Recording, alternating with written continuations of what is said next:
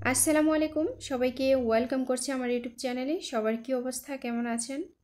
I hope সবাই সুস্থ আছেন, ভালো আছেন। আমিও আলহামদুলিল্লাহ ভালো আছি। অনেক দিন থেকেই বৃষ্টি হচ্ছে না, যার কারণে গাছের একটু যত্ন নেওয়া।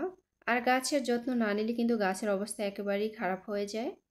2-3 দিন ধরেই দেখেছি যে আকাশ মেঘাচ্ছন্ন, কিন্তু বৃষ্টি হচ্ছে না। আসলে বৃষ্টিটা হলে কিন্তু সবার জন্য ভালো হতো, ফসলেরও খুব ভালো হতো।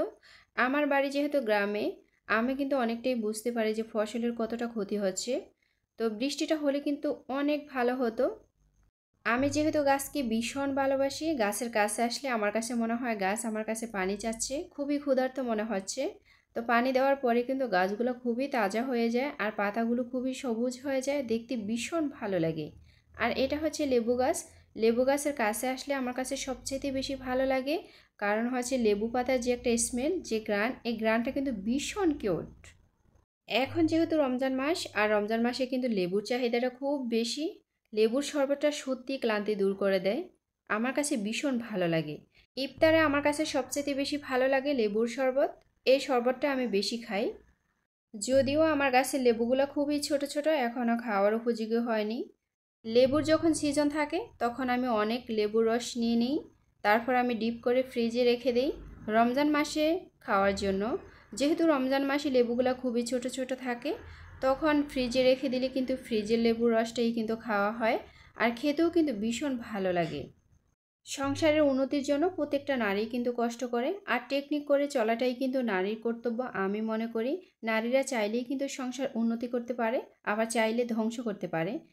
সংসারে পুরুষরা টাকা ইনকাম করে, এটা ঠিক আছে, কিন্তু আমি মনে করি কোন কাজে টাকাটা ব্যয় করা লাগবে এটার জন্য কিন্তু নারীদের কাছ থেকে পরামর্শ নেওয়া উচিত পুরুষের।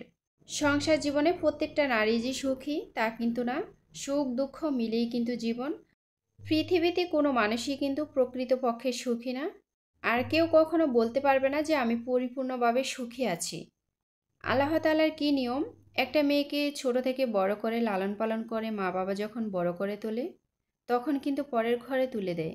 সেখানে সে কষ্টে থাকে অথবা দুঃখে থাকে, সামাজিকতায় হোক, যেভাবেই হোক, তাকে কিন্তু সেখানেই সংসার করতে হয়।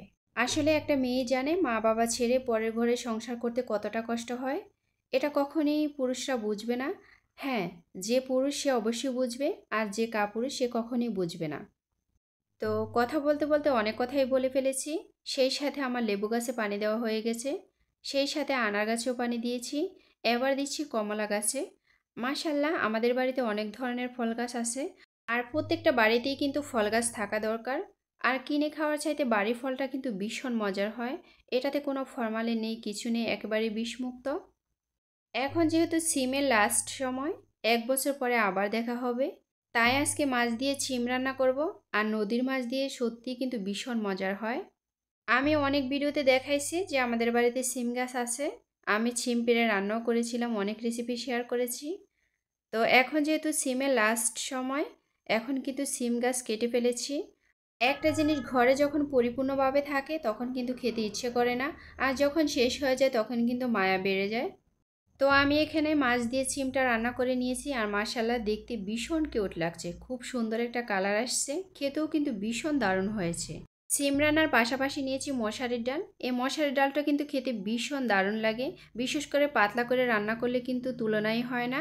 আমি যতদিনই ডাল রান্না করি, ডালের উপরে যে একটা পানি থাকে সে পানিটা আমি খেয়ে নেই, আর নিচের যে অংশটা সেটা আমার সব সময় ফালানো যায়, সেটা কখনোই খাওয়া হয় না, সেটা আমার কাছে ভালো লাগে না। ডাল রান্নাতে কিন্তু ধনে পাতাটা দিলে ভীষণ সুন্দর একটা গ্রান আসে। এখানে আমি বিলাতি ধনিয়ার পাতা, এই পাতাটাই ব্যবহার করেছি। এখন তো আর ওই ধনিয়া পাতা নেই, সিজনাল যে ধনিয়া সেগুলো কিন্তু আমাদের বাড়িতে এখন নেই। তো আমার কাছে যেটা ছিল সেটাই আমি ব্যবহার করেছি। এটার গ্রানও কিন্তু খুব সুন্দর।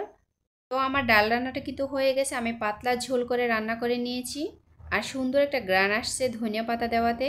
তো ডাল রান্নার পাশাপাশি কিন্তু ভর্তা থাকলে ভীষণ দারুণ লাগে খেতে। গরম ভাতের সাথে ডাল দিয়ে ভর্তা দিয়ে কিন্তু অসাধারণ। এটা আমার ছোটোবেলা থেকেই অভ্যাস। আমি যখন ডাল রান্না করি সেই সাথে ভর্তা অথবা ভাজি, দুইটার একটা করতেই হয়, না আমার খেতে ভালো লাগে না।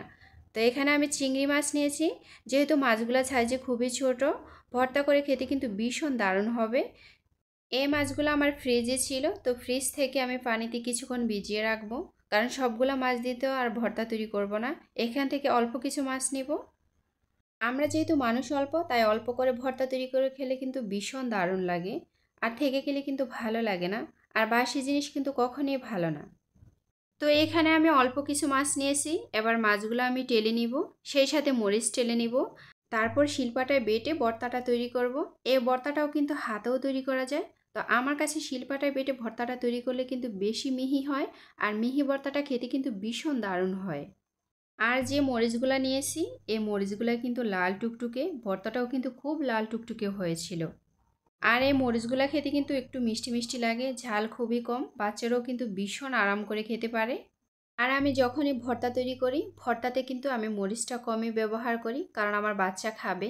আসলে মা সব সময় চায় যে তার বাচ্চা যে কোনো খাবারই খাক, আর বাচ্চারা কিন্তু সব সময় খাবার নিয়ে ঝামেলা করে। ওদেরকে কখনো আমাদের মনের মতো করে খাওয়াতে পারি না, ওরা যা বোঝে তাই। তা আমি কিন্তু কখনই জোর করি না, ওর ইচ্ছা অনুপাতেই কিন্তু ও খেয়ে নেয়। আলহামদুলিল্লাহ, যতটুকু খায় আমি আল্লাহর কাছে শুকরিয়া আদায় করি সব সময়। তো দেখতেই পাচ্ছেন আমার মাছটা কিন্তু টেলে নেওয়া হয়ে গেছে, এবার আমি মরিচটা টেলে নিচ্ছি, আর মরিচটা কিন্তু একটু লাল লাল করে টেলে নিব, যেহেতু আমার ভর্তার কালারটা খুব লাল হয়। মাশাল্লাহ, আমার ভর্তার কালারটা কিন্তু ভীষণ লাল হয়েছে, আর আমি খুব মজা করে খেয়েছি।